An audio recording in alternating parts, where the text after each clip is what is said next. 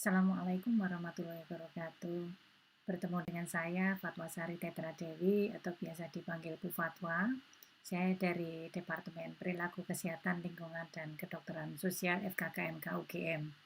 Dalam kesempatan ini saya akan menyampaikan instruksi belajar untuk satu sesi CFHC IPE dengan judul Komunikasi dalam Mendampingi Warga secara Daring.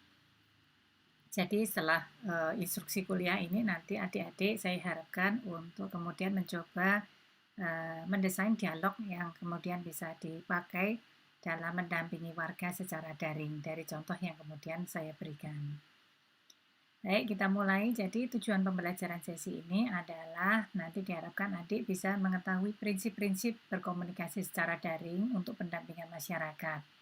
Yang kedua, karena kemudian sudah mengetahui, adik-adik saya harapkan bisa mengasah sendiri keterampilan untuk berkomunikasi secara daring dalam mendampingi warga. Jadi karena ini kuliahnya hanya 1 jam, jadi hanya bisa agar adik-adik bisa memahami. Setelah itu adik-adik perlu mempraktekkan dan mengasah sendiri keterampilan berkomunikasi adik.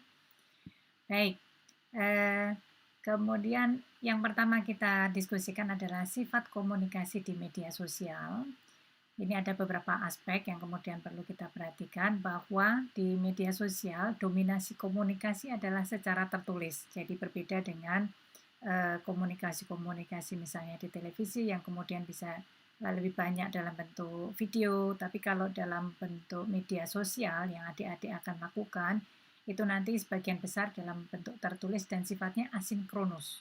Jadi asinkronus di sini waktu tidak sama antara yang memberi komunikasi antara adik-adik dengan warga, itu berkomunikasinya tidak dalam waktu yang bersamaan. Jadi seperti video ini adik tonton sifatnya asinkronus. Jadi adik-adik nggak bisa bertanya langsung kepada saya karena ini adalah pre-recorded rekaman, sudah saya rekam dahulu begitu ya. Nanti setelah ini kita ada diskusi, nah itu kemudian sifatnya sinkronus. Jadi kalau komunikasi di media sosial lebih banyak secara tertulis, tidak secara tertulis dan secara asinkronus. Maaf.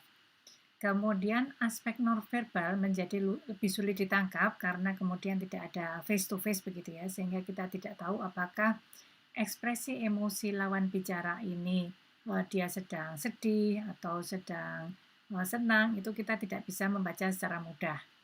Kemudian gesture saat berkomunikasi, gesture, ya ini, gerakan-gerakan tangan itu tidak bisa ditangkap dengan mudah. Padahal itu kita butuhkan pada waktu kita berkomunikasi untuk mengetahui bagaimana kondisi lawan bicara sehingga kita bisa merespon dengan tepat begitu ya. Oleh karena itu kita perlu memaksimalkan apa yang disebut sebagai paralanguage. Paralanguage ini adalah bahasa yang kemudian bisa kita tangkap pada waktu komunikasi secara tertulis dan asinkron. Misalnya dengan adanya emoticon. Jadi tanda-tanda misalnya wajah senyum itu kemudian bisa merepresentasikan bahwa emosi lawan bicara adalah sedang happy begitu ya misalnya atau sedang senang. Kemudian tanda baca, titik, koma, tanda tanya, tanda seru, huruf besar. Ini untuk penekanan biasanya kalau orang kemudian menekankan sesuatu memakai huruf besar. Kemudian akronim misalnya by the way atau yang lain-lain. Kemudian kalau ada stiker atau meme atau GIF yang kemudian dikirimkan itu kemudian kita perlu mengolahnya, menangkapnya sebagai pengganti yang tidak sempurna dari bahasa aspek nonverbal komunikasi kita. Baik, selanjutnya prinsip mendampingi melalui media sosial ini ada mencerminkan sikap membantu dan sikap menghargai. Jadi kita perlu mencerminkan dalam diskusi itu bahwa kita empati. Jadi perhatikan situasi dan kondisi yang tercermin dari jawaban. Jadi ya, paralanguage-nya diamati, kemudian itu kita olah dan kita interpretasikan bagaimana kondisi emosi lawan bicara, kemudian kita respon secara tepat dan kemudian secara cepat. Ya, secara cepat dalam arti bahwa tidak terlalu lama jedanya sehingga mereka tidak lupa akan apa yang kemudian sudah didiskusikan sebelumnya. Kemudian karena mendampingi ini sifatnya sederajat antara kita yang mendampingi dan yang didampingi, maka kita tidak perlu memakai bahasa-bahasa yang terlalu formal. Jadi bahasa-bahasa sebaiknya kemudian bahasa-bahasa yang sifatnya biasa, yang sifatnya non formal seperti kalau kita berbicara dengan teman, namun harap diingat bahwa mereka tidak teman secara sepenuhnya. Jadi ada unsur perlu kita menghargai mereka. Kemudian kita perlu berkomunikasi secara aktif, jadi mengamati secara cermat, berusaha memahami apa yang kemudian mereka maksudkan, mereka inginkan. Kemudian kita bersikap jujur, jadi jujur dalam hal ini misalnya kalau kita tidak tahu apa satu jawabannya, maka kemudian kita tidak perlu mengatakan bahwa kemudian seolah-olah kita tahu begitu ya. Jadi lebih baik kita sampaikan bahwa saya belum tahu jawabannya, nanti ada contoh untuk itu. Termasuk jujur bahwa adik-adik adalah masih mahasiswa, sehingga kalau kemudian tidak tahu satu hal itu merupakan satu hal yang wajar bagi mereka bisa memahami. Kemudian menjaga kerahasiaan apabila diinginkan oleh lawan bicara, terutama bagi mereka yang kemudian memberikan pesan secara japri atau DM begitu ya, itu tolong untuk dijaga. Baik, selanjutnya adalah prinsip komunikasinya. Kalimat jangan disingkat, terutama pada awal-awal adik-adik berinteraksi dengan warga, karena itu bisa mengurangi pemahaman mereka. Apa yang dimaksud dengan adik-adik? Harap diingat bahwa warga ini memiliki karakter yang tentu berbeda dengan mahasiswa, baik dari sisi misalnya usia, dari sisi kebiasaan, dan yang terutama adalah dari sisi pengetahuan. Oleh karena itu, hindari pemakaian singkatan dan juga hindari pemakaian jargon atau kata-kata asing. Kata-kata asing medis biasanya ya. Kemudian pesan sebisa mungkin pendek-pendek. Ya, jadi lebih baik daripada pesan yang panjang, lebih baik pesannya dipecah-pecah begitu menjadi pesan atau teks yang pendek-pendek begitu ya. Tidak terlalu banyak. Kemudian kita perlu memperhatikan jam-jam atau waktu-waktu yang tepat untuk mengirimkan pesan. Jadi ditandai. Jadi kira-kira diamati ya. Warga itu mereka banyak diskusinya pada jam-jam apa? Pada pagi, ya ini biasanya ya, pagi sebelum bekerja, pada waktu istirahat siang, ataupun pada waktu istirahat sore. Istirahat sore itu sekitar antara jam 4 sampai jam 6 sore begitu ya. Kemudian bila pesan kurang jelas melalui teks, kemudian mohon waktu untuk menelpon. Ya, bisa kemudian ditelepon tapi minta waktunya terutama di awal program ya. Ini karena untuk klarifikasi sehingga interaksi yang lebih intens itu sangat dibutuhkan. Jadi kalau kemudian terbatas hanya dengan pesan yang sifatnya tertulis itu mungkin sulit, maka kemudian kita mohon waktu untuk menelpon. Ya, ini tadi ya para language-nya diperhatikan.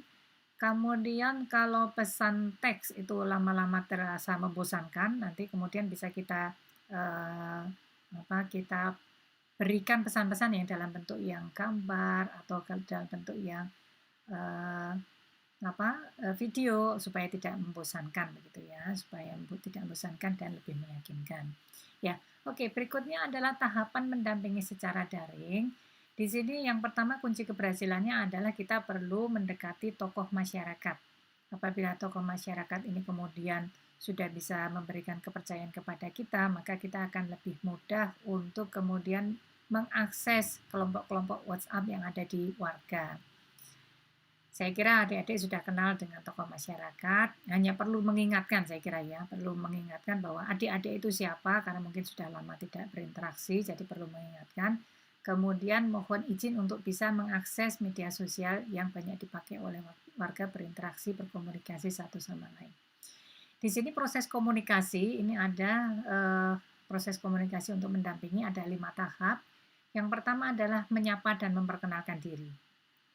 Kemudian melakukan kajian permasalahan apa yang dihadapi oleh warga untuk dicari solusinya. Yang ketiga kemudian berusaha mengajak warga untuk menyelesaikan permasalahan, jadi solusi, mencari solusi bersama.